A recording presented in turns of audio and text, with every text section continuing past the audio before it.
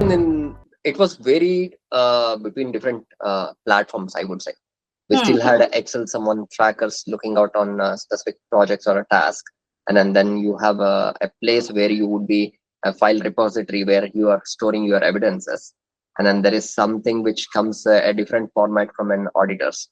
And then there are individuals who would probably maintain their own formats of the set of things for an email. So if you see, it's kind of like it's not in all in one place. So you will have to go and pick and compile and make it like a package and present it to an auditor.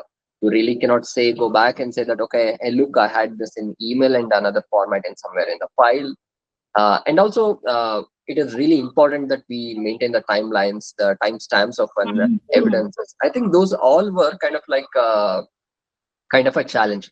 Now, when you say you have a system, you have those timestamps, everything on place, so that it's kind of like becomes more trustable, and also it becomes easy for us to present it to an auditor.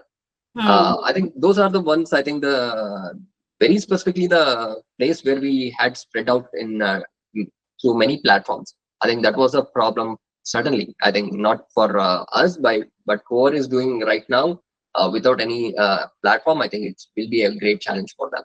Like picking up the evidences or probably like ensuring the task is being done.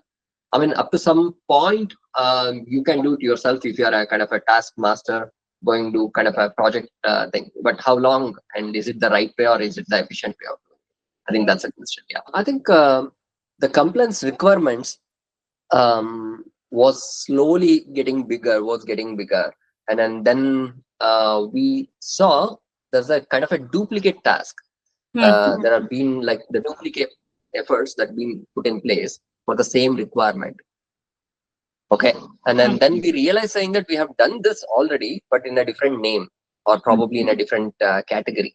Uh, okay, and then when you go back and ask the same question to the same person, it's obviously irritating for anyone.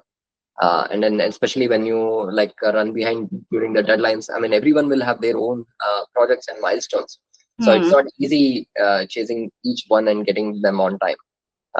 So I think in that particular time we saw that okay, I mean, it's very clear that we are not doing it efficiently. And then we started with ISO SOC to GDPR. Then we realized saying that okay, I mean, it's we are expanding our capabilities into the healthcare, and then the privacy is there. So then we realized saying that okay, no, there has to be some way of doing it more efficiently, and more importantly is that how can we reduce work on our employees.